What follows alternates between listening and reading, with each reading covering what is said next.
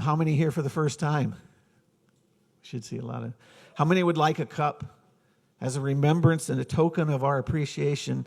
Come on up here and just tell us. You can tell us why you're here. I kind of know most of you are here because you have to be, but you can still tell us why you want to be a part of this today.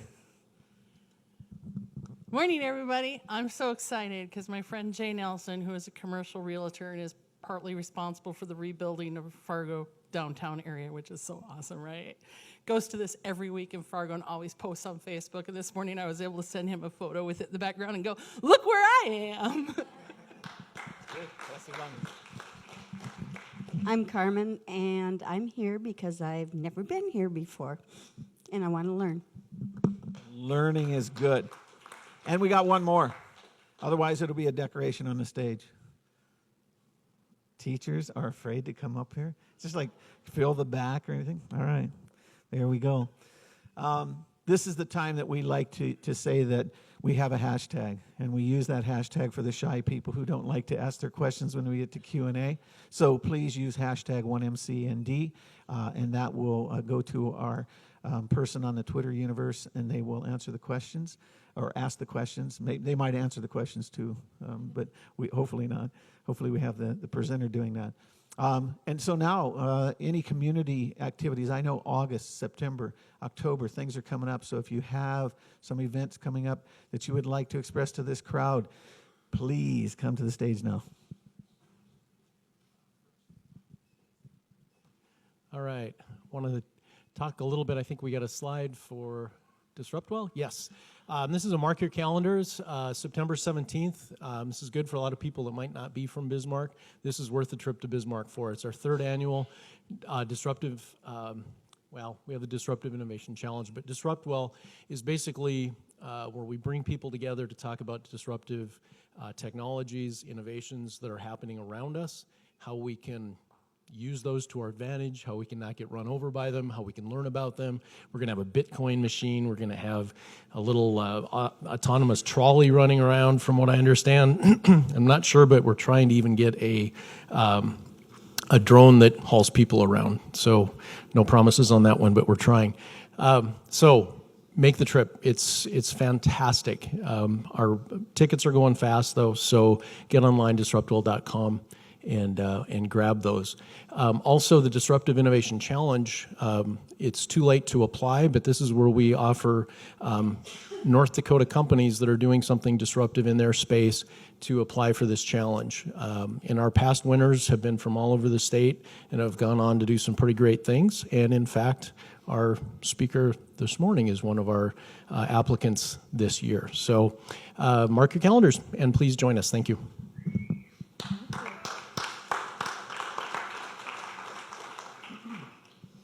Hi, I'm Kayla, your friendly humanities North Dakota person. We've got, we made a new one. Okay, so we have Game Changer coming up. This is one day a year where we investigate one idea. This year we're looking at the American dream, and Aparna Nanchula is one of our speakers. She is a comedian, so she's going to be telling us a little bit what comedy has to do with the humanities and us as Americans. So it's October 5th here in Bismarck. I have a little discount code up here because I can do that. I know how to work the machine. If you visit our website, we also have some cool opportunities for you to do a little video recording, tell us about your American dream. We have some art galleries popping up around the state if you want to submit your own version of Norman Rockwell's For Freedom. So all kinds of ways to participate and get involved before the big day in October. So GameChangerND.com.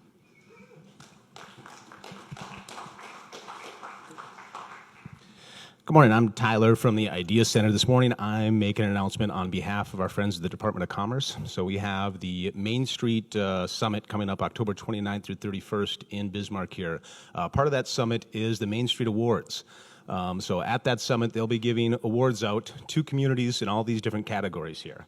So not only is this our biggest 1 Million Cups Bismarck audience, but I think this is the most North Dakota communities we've ever had represented in this room, I'm guessing as well. So if you can think of a project in your community that fits into any one of these categories, please get on mainstreetnd.com. And at the bottom of that page, there's a link for Main Street Awards, and you can nominate your community for one of these categories up here.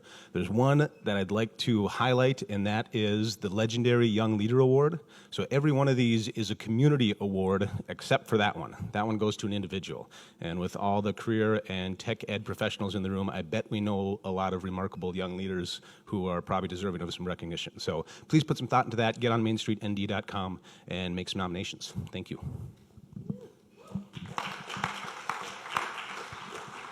I'm Kate Herzog. I'm part of the 1 Million Cups organizing committee. Tyler and I were talking yesterday. There's only like 5-ish slots maybe left for the rest of the year. So if you've been kind of hesitating about applying to speak or present in 1 Million Cups, now is the time. So go to 1millioncups.com/bizman. Thanks, JMO.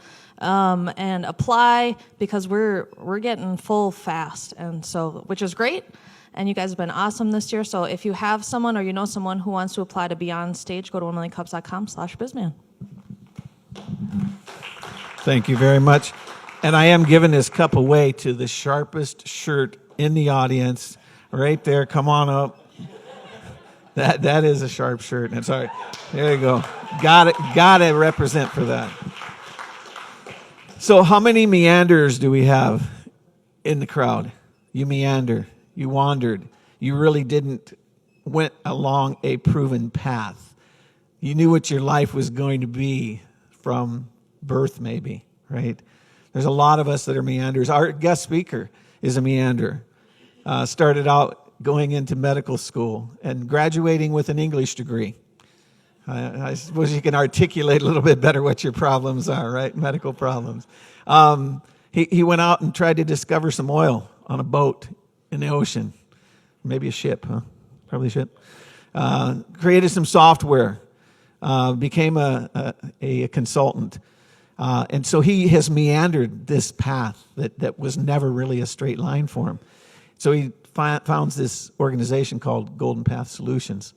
Patrick's going to tell us all about that, and then we'll have some time for question and answer. So please give it up for Patrick Minear.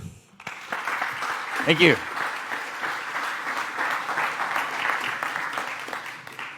Thank you, everybody, for letting me talk to you, and what an honor to have so many of you people here. This has just been a fantastic week for Lauren and I, Lauren, my partner. This is our first exhibit that we ever did as Golden Path Solutions at the CTE conference, so that was fantastic for us. We saw a lot of you in the crowd there. Thanks. If you stopped by, that was awesome. We loved meeting you, and if you didn't, this is a great chance for us to share with you what we're up to. And also, I just want to say thank you to Tyler and for us to be able to be part of the Million Cups community. We've done this event back in Fargo. We try to go as often as we can. There is no better place to meet cool people and to hear cool ideas than this. So thank you for letting us be here. We are truly honored to be here. I'm going to start my conversation by asking a question, and it's a little unfair because I think I know the answer, but I'm not sure, so I'm just going to ask. So anybody in the crowd who has a job or a career or has at one point in their life had a job or a career, raise your hand. All right, that's good. That's good. So most of you will relate to at least half of what I have to say.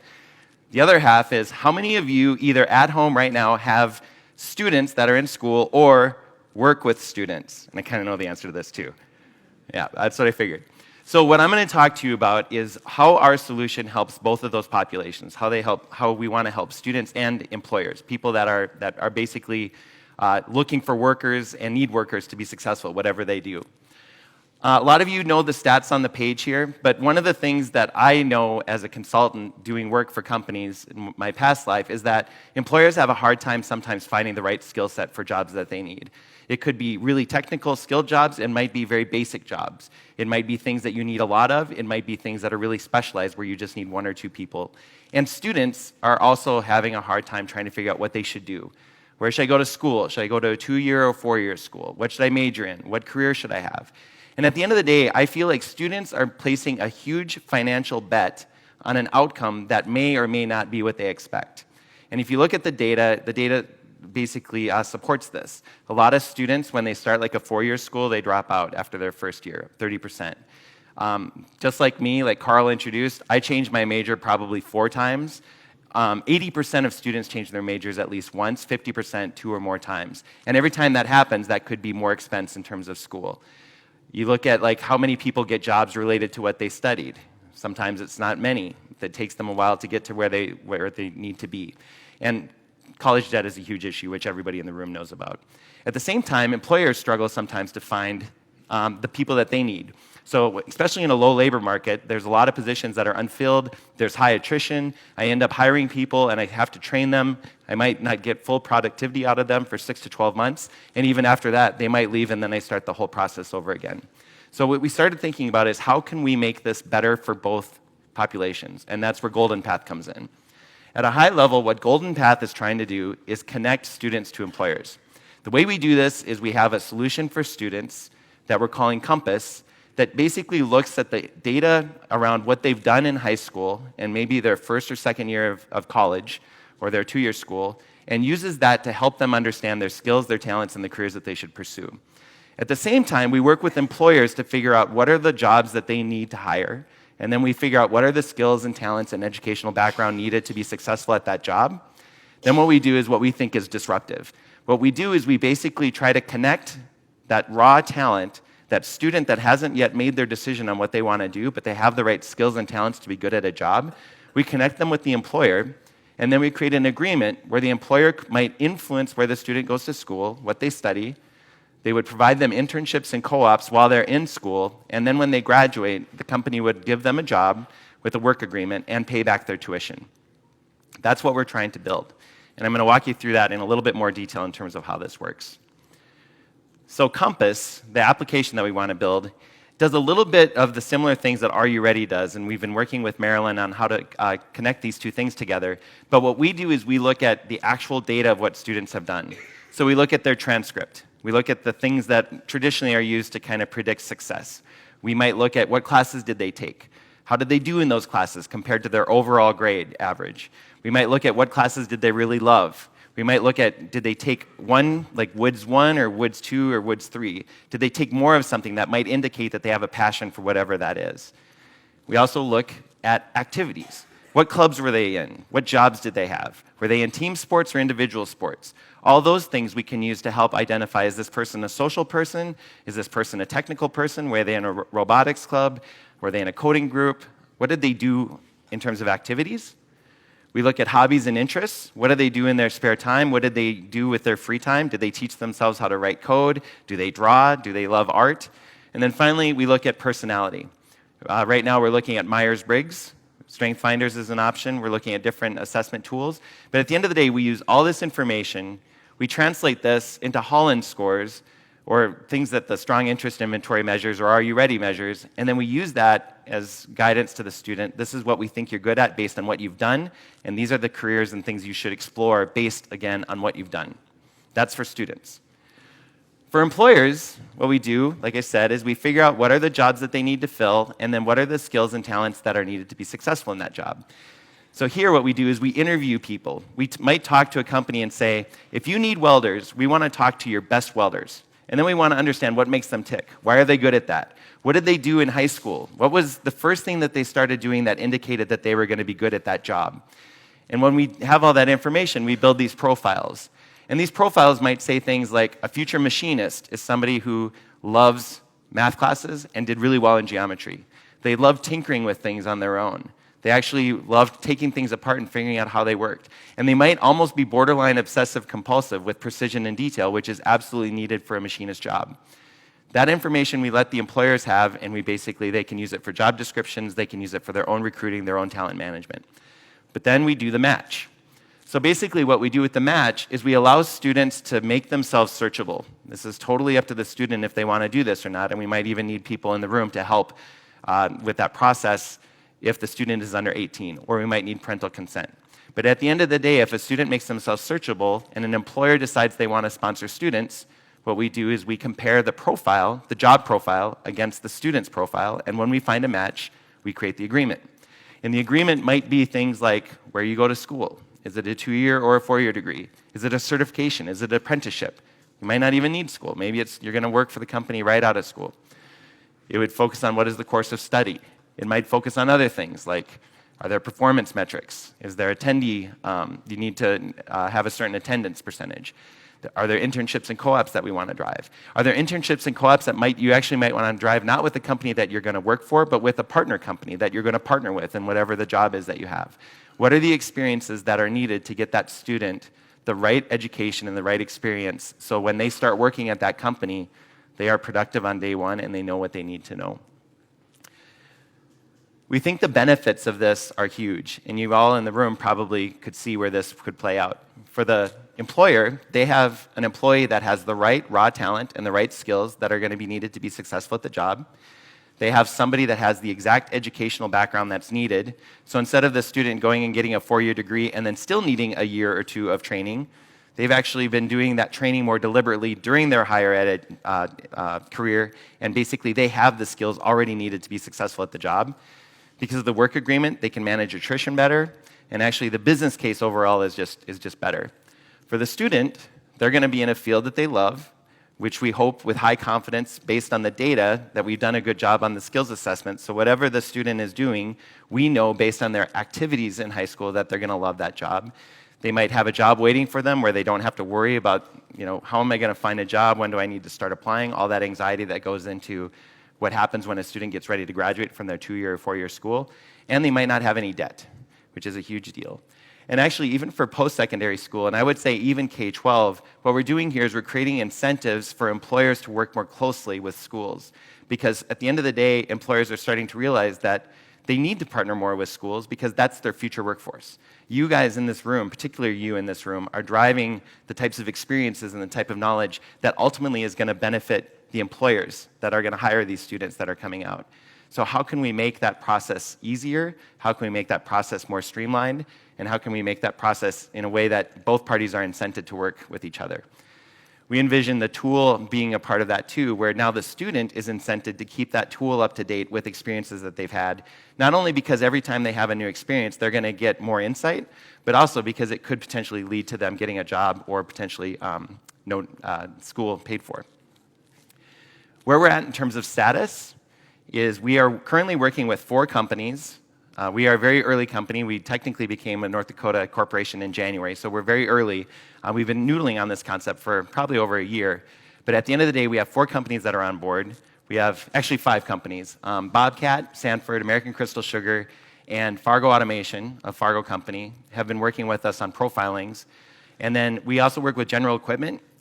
They've got a really robust program right now with NDSCS, so we've been partnering with them on learning what they do that's really worked, and we also did some profiling on their diesel tech position.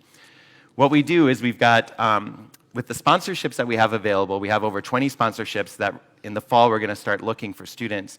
One of the reasons we were at the expo is we want to create a network of people like yourself where we can share with you, these are the opportunities that are available. This is the profile, this is a description of the job and the types of skills that you need to be good at this job. If you know of students that you think might benefit from this opportunity, here's a process on how we can connect with them and how we can share with them this opportunity. We're creating a mailing list right now for people like yourselves that we could have those communications with. We're expecting kind of a monthly newsletter, maybe a monthly webinar where we can share those opportunities. When the tool is done, we'll actually be able to share those opportunities directly with students. We might be able to say, you look like this. By the way, there's a job shadowing opportunity available for this company. Or there might even be a sponsorship available. If you want to learn more, click here, kind of thing. We've actually been doing a lot of work with local schools in the Fargo-Moorhead area. We're starting to branch out into Bismarck. We want to go into Western North Dakota. We understand that the environments there are a little bit different than they are on the east side of the state, so we want to learn about that. We're also talking to people in Minnesota. We've talked to higher ed institutions about how this model might work. We envision a world where maybe higher ed partners more with industry. If you commit to sending a certain number of students to this program, we might modify the curriculum specifically for you and maybe even offer tuition discounts. That's kind of the long-term vision. How do we make that process even more collaborative between higher ed and industry? And then finally, we've been working a lot with people at the state level. Like I said, we've been talking with Maryland about the Are You Ready tool. We've been talking with Wade Sick, who most of you in the room know. We've gotten great support from the Department of Commerce, Michelle Comer. Everybody's trying to solve this problem of how do we help students and how do we solve our workforce needs. And we think Golden Path Solutions is a potential way to do that. One of many ways to do that, but we're pretty excited about it. So I'm going to wrap up there. I think we have time for questions. I think that is my last slide. Oh, that last slide is just contact information. If you were at the expo, there might be information in some of the packets and things that you've gotten as a result of that. We have a website, goldenpath.net, and my name is Patrick, so Patrick at goldenpath.net. Send me an email if you want to get on our mailing list. We promise we won't fill up your mailbox. You'll get one email a month, and you'll be invited to one webinar where we talk about these opportunities. And we think you being advocates for the students that you serve, this is a good way to help them understand these are the opportunities that you might want to think about, that maybe you didn't even know existed because you didn't know about these jobs that companies are desperately looking for qualified people to fill. So thank you very much. I appreciate. Give it up. Thank you. Sit down. So we have the hashtag 1MCND. We have a mic runner. Tyler's going to run the mic for us. And so you can ask your questions. I'm going to start with the first question here is, you indicated there's some things that are going on out there in the community. Why another solution? Why your solution? Or how do you collaborate better with the things that are out there? So that's a great question, and I know we're not supposed to say that's a great question because if you don't tell somebody that has a question it's a great question, then they feel bad. So I will tell you now all that your questions are great.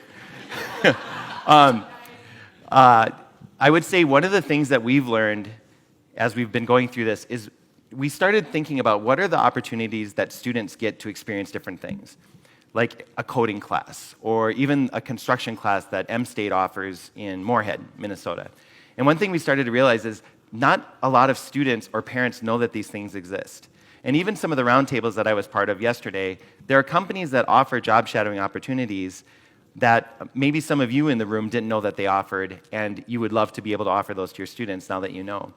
So what we see this as doing is even creating an incentive for that, because what we could do is all of these different experiences that are out there, we can use as data points to help a student understand what they're good at. So if they go to a coding boot camp over the summer and they love it, we can use that as guidance to say, okay, software development might be something that you love. But what we can also do is we can use this as a way to advertise those experiences to students. So we could say, you look like you're going down this path. Did you know that there's an event this fall that you could take advantage of to learn more about it?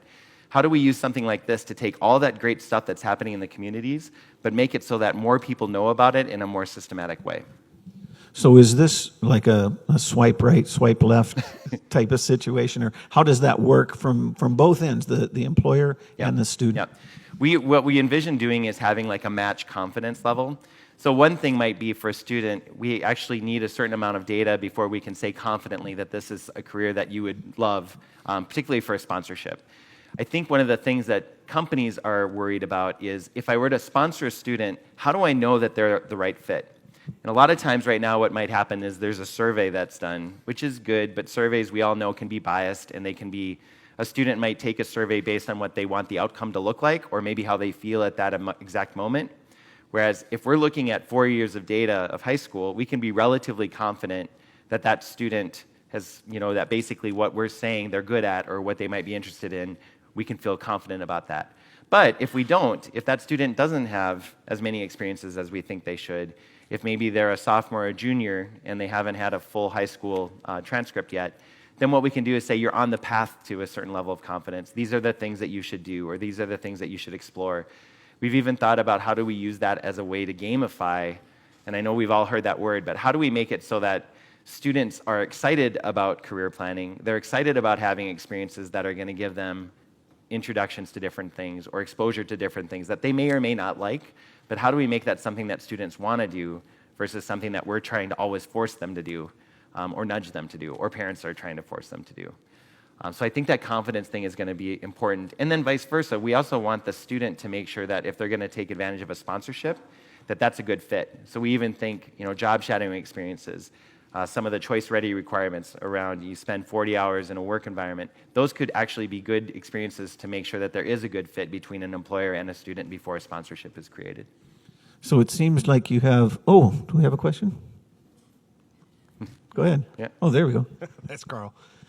Thanks for the presentation, Patrick. That was fantastic. I love the idea, too. It's something I personally have gone on tirades about here in the community, about lining up the curriculums in the education system with employers, because it's definitely a problem. My questions are, how are you funding this development? Are you charging the employers for this? And then secondary, is this planned on being a for-profit thing for you? Is this another kind of line of business for you? Yeah, great question. Great questions. I don't want to leave either question out. The way that we monetize this is there would be a fee that we would charge, basically a per student fee that we think would be charged either to the state, if it were licensed at that level, similar to Are You Ready? It could be licensed at the school level, or it could even be licensed at the student level directly to families. One of the things that we feel really passionately about, though, and one of the reasons why we've been really wanting to partner with people like you in the room, is we think every student could benefit from this for two reasons. Not every student has people like you. Not every school has funding for career counselors. Not every student has parents at home that are encouraging them to talk to people. And not every student has connections to large companies where there might be opportunities that other students don't have. So we really want there to be a free version, at least in some way, so that every student can put information in and get benefit back from it. The other thing about that then is the more students that are in there, the more opportunities we have for sponsorships and to help those students get connected to a company. The employer piece, what we would do is we charge for the profile. That initial profile creation, basically that interview process, we treat it as a consulting engagement. It's a one-time fee to develop that. And when there's a connection made with a student, there would be a percentage that we would charge the employer. And then part of that is we want to follow that student through their higher ed education, make sure that they feel comfortable with what they've chosen, that they're meeting requirements, that they feel connected to a community, that we're facilitating internships and co-ops. We basically want to offload some of that administrative burden from the school or from the employer, and that's part of what the services that Golden Path would offer. We did think about being not-for-profit, but we felt like the optics of helping employers recruit as a not-for-profit might not look good, so we are for-profit right now. We have thought about, if this thing grows and the application gets bigger than just North Dakota, would we break that off and that could become a not-for-profit piece, whereas the employer recruitment part, the employer sponsorships, is still for-profit. Because at the end of the day, we become another way for employers to recruit, just like their HR teams or whatever. So, thanks for the question. Well, I hope this is a great question too. But I know. We continually see in recruiting that the place matters a lot, that people look for a community they want to live in and then find a job, which is kind of upended from how it traditionally was. How do you rope that into this? I mean, you could have all the skills you want. We hear it a lot here. If you don't connect in the community in a certain amount of time, you may leave. So are you able to see anything in that data that says this X community might be a good place for you to want to stay permanently? Yep. That's a super great question. Yes. Yeah, give her a hand. Super great question. We have thought about location a lot in this model, and actually in two different ways. Some employers that we've talked to, or some even EDC folks, like economic development folks in communities, are wondering how this could be an incentive to keep students to stay in the community. So if I stay, a local company might help pay for my tuition. I might still be able to go somewhere and get education and then come back. One of the concerns, and we haven't gotten to that point yet, one of the concerns would be in that model, would they go somewhere and then they start to develop a community and a social network there and then not come back? And we also have to figure out what happens if this agreement, if either the student changes their mind or something happens with the company. So those are things that we need to work out, and we've got some solutions for that. But I do think that culture plays a role, the company culture and also the place. And I think if a student were going to enter into a sponsorship, we need to be super transparent about what that means to them. It does mean that this is the employer you're going to work for. It does mean that in the summers when you're going to school, you're going to be getting experiences that are going to help you be good at this job. And hopefully that's good because you're going to love the job because it aligns to your skills and you're getting this benefit of tuition reimbursement. We think the work agreements would probably be 2 to 4 years. And then after that, it's up to the company or the community to keep that person there. And then if a student isn't into the idea of working at that particular location, then they might just not sign up for the sponsorship. So that's why we want to make it something that the student has as an option. But we still think there's going to be a lot of students that are not going to want the commitment. They're going to want kind of that open-ended college experience. Maybe they have the financial means to pay for school. But for the ones that want that opportunity, that know what they want to do, that want to get tuition paid for, and want a job waiting for them, this is a great program for that. Yeah.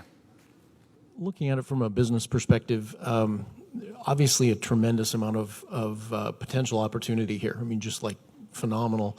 And I think a lot of the success is going to really hinge on your Compass application, as well as your profile process, and then the algorithms, kind of that secret sauce that you're able to develop, I think would also give you some IP that would be extremely valuable. Yep. So I guess my question is, what resources do you have lined up or are planning to line up to create that secret sauce? Yep. So we had the fortune of being invited, or we were accepted into the Innovate ND program, which is funded by the Department of Commerce, which gives us access to certain people and knowledge. A lot of our team is at the NDSU Technology Park. There's some folks there that have just been phenomenal, and we've actually gotten to know some people through that program. One of them is in the room here, Matt, is in that program as well, and they've given us a lot of advice, and actually there is some funding available.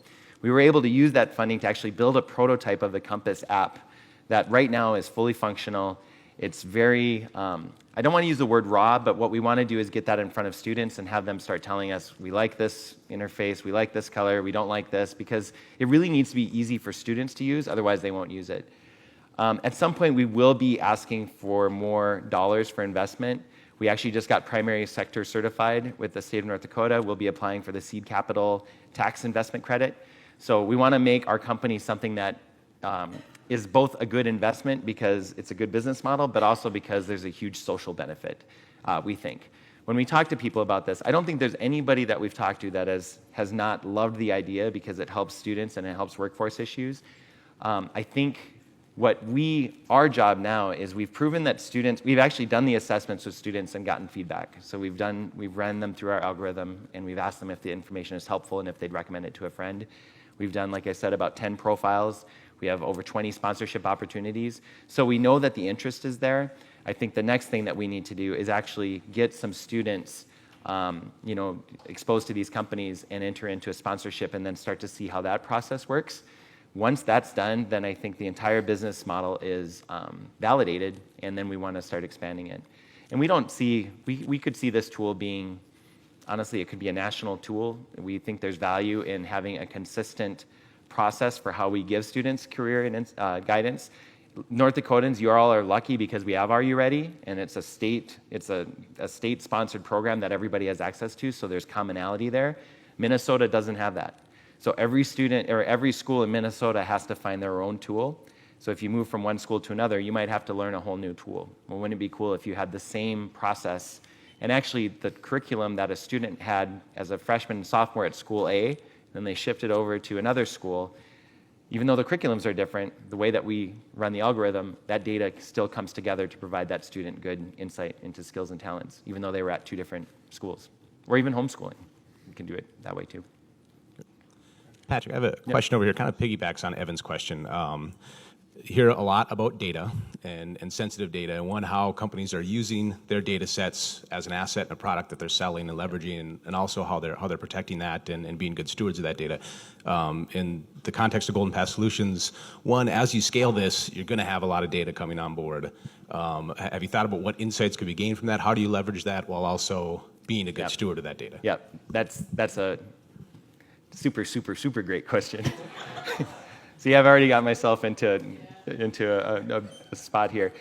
The first thing is around data. We never want to use the data in a way that like maybe the Facebooks or the Instagrams are using it for advertisement or for profiling, anything like that.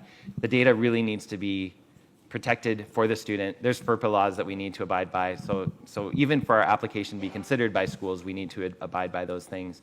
The one area where I do think we could use data over time, the vision we have is there could be a very large data set, not only of what students did in high school, but also where did they graduate, and also what jobs did they get, and how satisfied are they in those jobs. And one of the reasons we think that model is interesting is because then we could say to a student in high school, people that look like you or that have done the things that you've done went on to do these types of jobs, and here's their satisfaction level. And that could be really useful. But in that model, we would have to anonymize the data, but yet we still want to figure out how did this person that had these experiences end up having this job, and then how did they rate that job?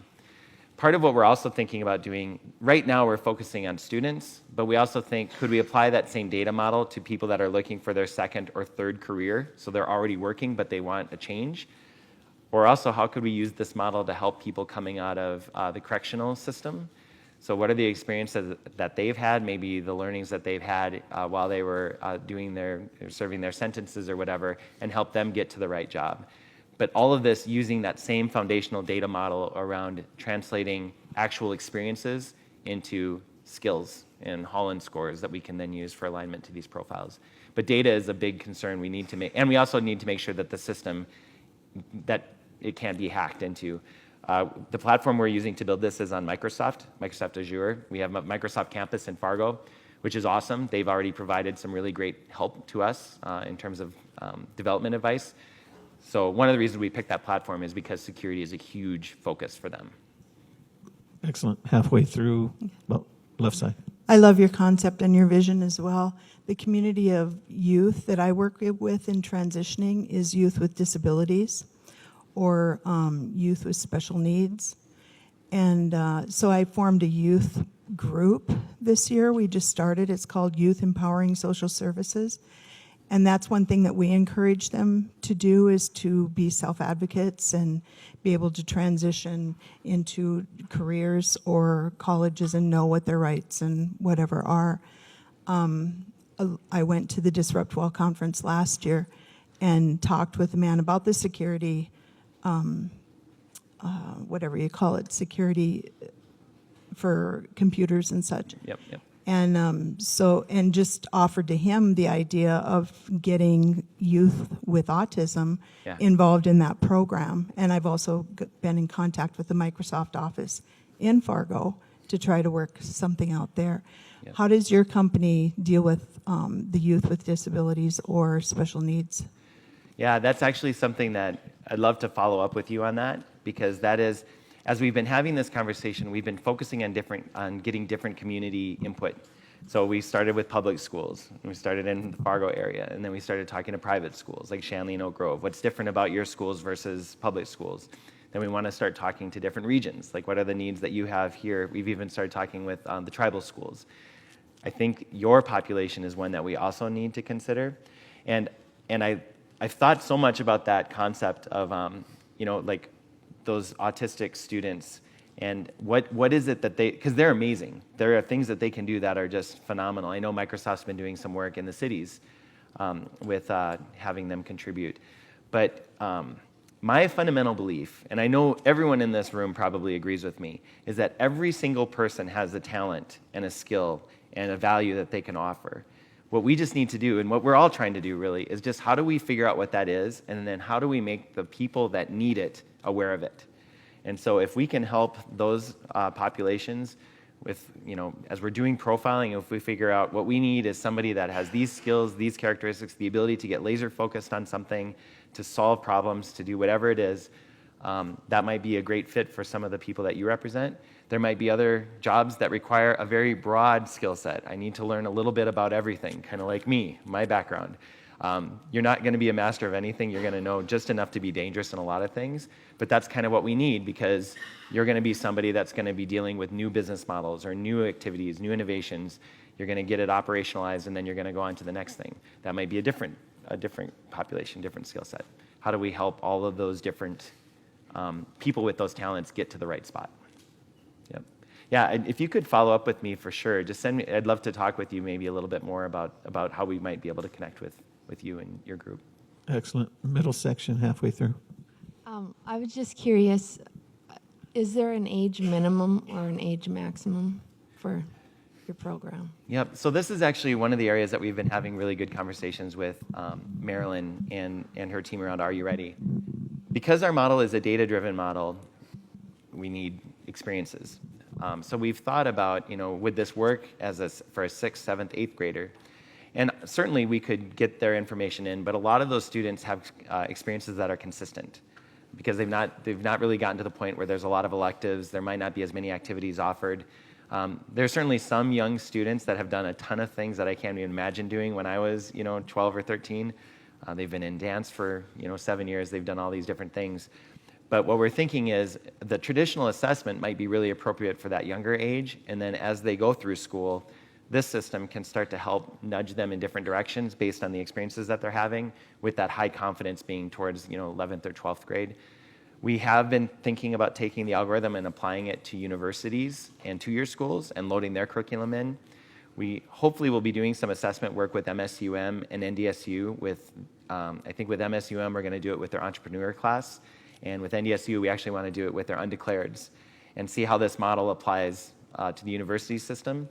So I would say there probably is an age limit on the younger side where our accuracy is just lower because there's not as many experiences. I would say like 7th, 8th grade is maybe when we'd want to start collecting information, but it's more 10th, 11th, 12th grade where we've got enough information to be providing suggestions. But in terms of a maximum age, we've even had some companies ask, could we do this with seniors in college that are close to graduating? And in that model, it might be more of a personality assessment or a skills assessment. Clearly, that student has already finished up their career and are close to graduating, but could we do it that way too?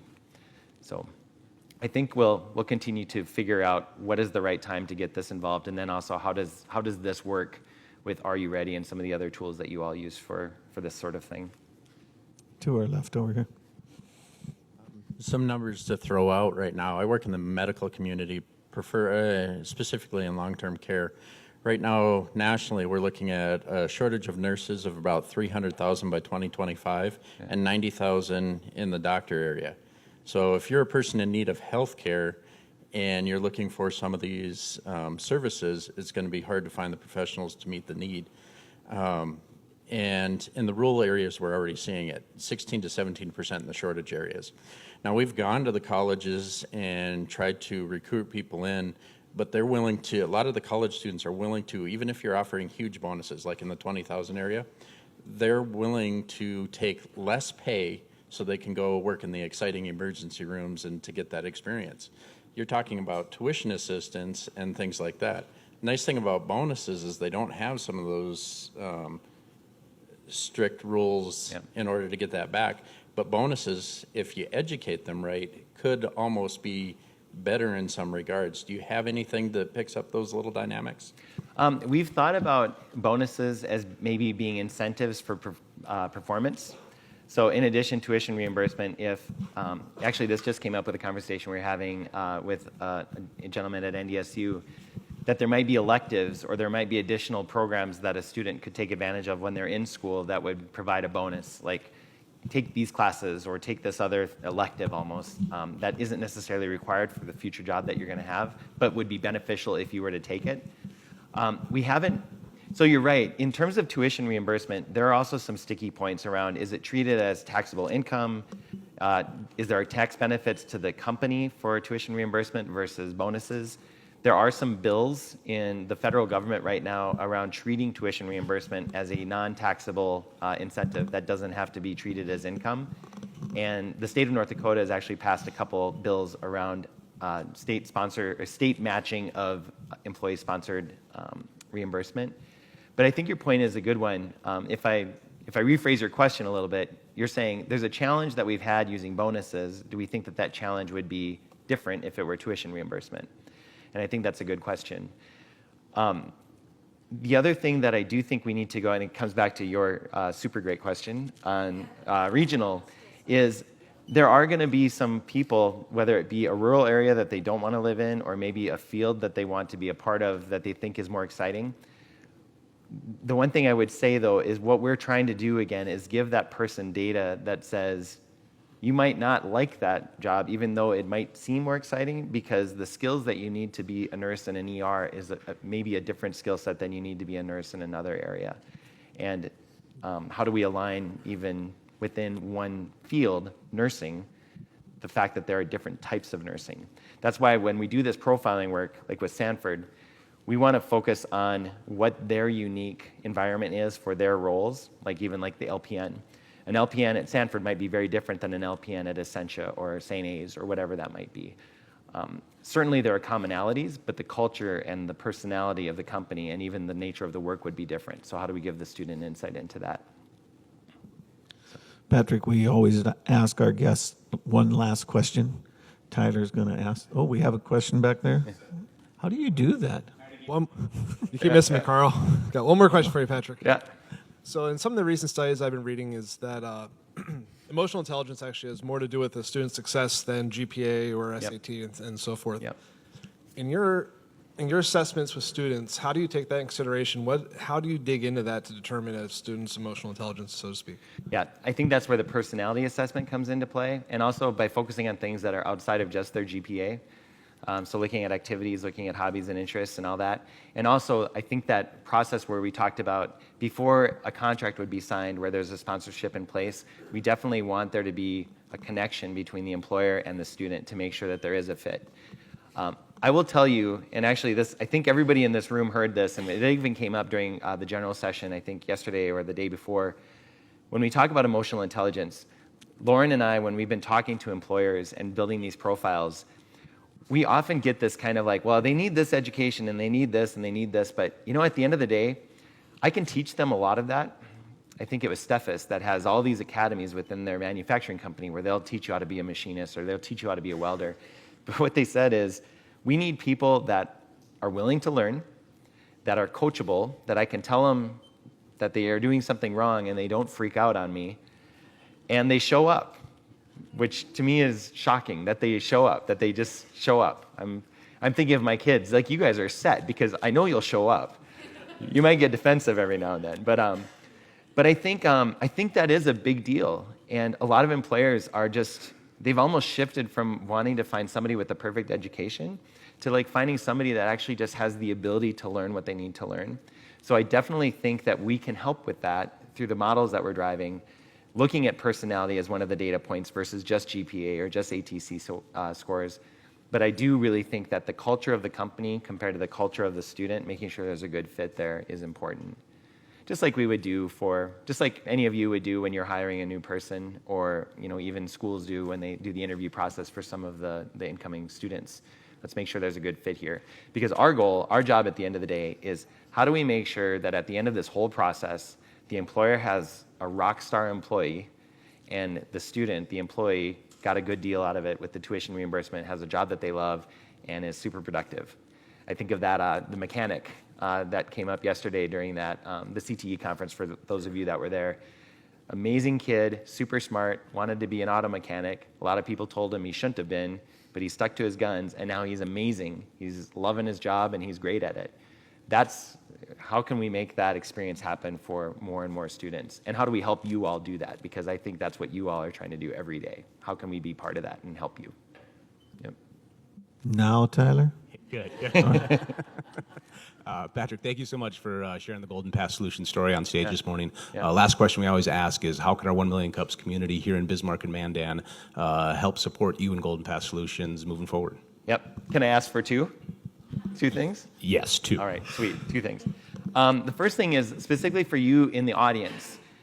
Like I said, what we're trying to do right now is build a mechanism for how we can get these sponsorship opportunities to the students who would benefit from the opportunity. And we do think right now, before the app is in the hands of every student, people like yourselves, career counselors, teachers are going to be, you're going to be closest to the students. So you might know this student would be a great, based on the profile I just read of the Bobcat welder or of the Korber machinist or of the general equipment diesel tech, this student, I think, would really love that job, and they might benefit from the tuition reimbursement. So sign up, send us an email. We'd love to get you on. We're calling it the Spotlight that we would do monthly. We're just going to give information about what's out there so that if you know of students that fit the profile, you can give them the information. And we'll make it, we do not want to add any more to your plate. So it might be as simple as, here's a document, student, that you might want to look at, and if you're interested, here's a process where you can learn more. So the ask for you in the audience would be, sign up for our Spotlight or have your colleagues sign up who aren't here in the room. And then I think the bigger ask is to continue to support entrepreneurs. I think for us specifically, we are to the point where I think we want to start looking for more investment dollars for a few reasons. We have a vision for the app that now I think that we've got our prototype built. We want to take it to the next level. We also want to start bringing in a really great team of people that can interact with folks like you that maybe have backgrounds and knowledge of the school environment and how you all think about the world. And then also people that have the same experiences with employers. How do employers think about the world? Because one of the things we're doing here is try to connect those two things. And then Lauren and I, this is a new thing for us. This really got serious for us 6 months ago, but we both still are doing our other things too. So I think more and more we're we're getting excited about the opportunity here. So if you know of people that, maybe are open to investment, but have a passion around education or have a passion around workforce development, let them know about us and continue to support groups like us and Million Cups and